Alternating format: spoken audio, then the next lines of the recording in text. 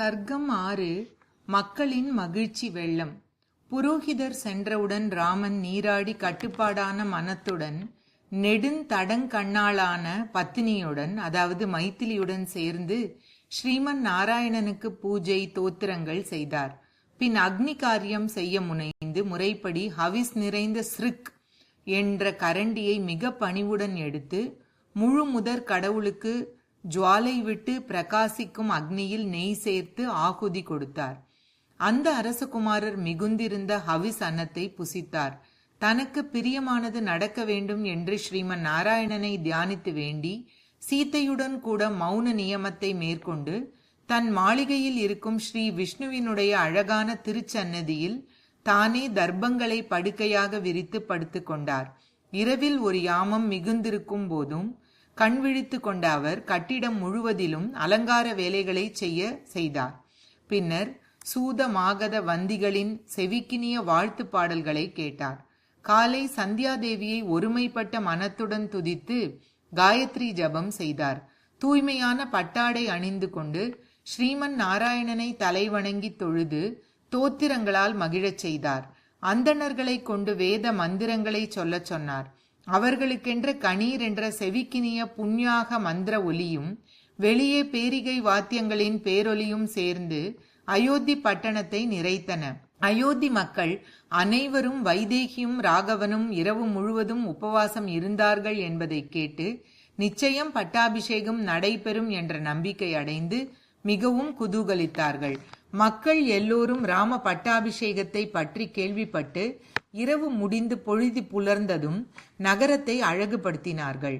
வெண்மேகம் தவழும் மலைச்சிகரங்கள் போன்ற தேவாலயங்களிலும் நார்ச்சந்திகளிலும் தேரோடும் திரு வீதிகளிலும் தெரு ஓரத்தில் வளர்க்கப்பட்டிருந்த பெரிய மரங்களிலும் பெரிய மாளிகைகளிலும் பல்வகை பண்டங்கள் விற்கப்படும் வணிக வளாகங்களிலும் குடும்பஸ்தர்களின் செழுமை மிக்கதும் செல்வக் கொழிப்பதுமான இல்லங்களிலும் சமுதாய கட்டிடங்களிலும் வெகு தூரத்திலிருந்தே கண்ணுக்கு புலப்படும் உயரமான மரங்களிலும் வண்ண ஓவியங்கள் வரையப்பட்ட கொடிகளும் பாவாட்டங்களும் கட்டப்பட்டன.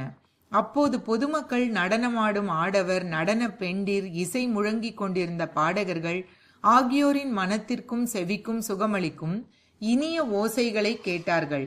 ராம பட்டாபிஷேக முகூர்த்த நேரம் நெருங்கியதும் ராமாபிஷேகத்தை பற்றியே சிந்தித்துக் கொண்டிருந்த மக்கள் நார்ச்சந்திகளிலும் வீடுகளிலும் கூட்டமாக கூடி பரஸ்பரம் அதை பற்றியே பேசிக் கொண்டிருந்தார்கள்.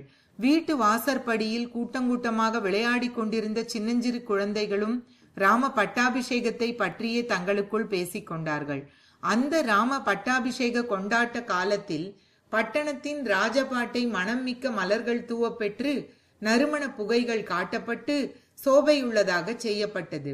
பட்டாபிஷேக சடங்குகள் நிறைவேறி ராமனை தரிசித்துவிட்டு மக்கள் திரும்பும் போது இரவு நேரமாகிவிடுமோ என்ற சந்தேகத்தால் சாலையை பிரகாசப்படுத்துவதற்காக தேரோடும் வீதிகளை ஒட்டிய தெருக்களில் உயரமான தீபத்தூண்களை நாட்டினார்கள்.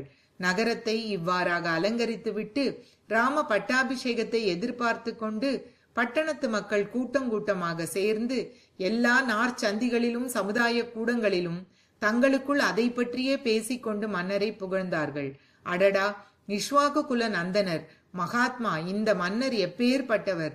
தான் வயோதிகத்தை அடைந்து விட்டதை உணர்ந்து ராமனுக்கு பட்டம் சூட்டுகிறாரே.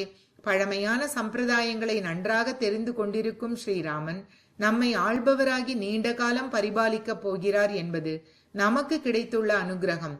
ராமன் மன கொந்தளிப்பு இல்லாதவர், மெத்த படித்தவர், தர்மமே உருவானவர், சகோதரர்களிடம் பாசமுள்ளவர்.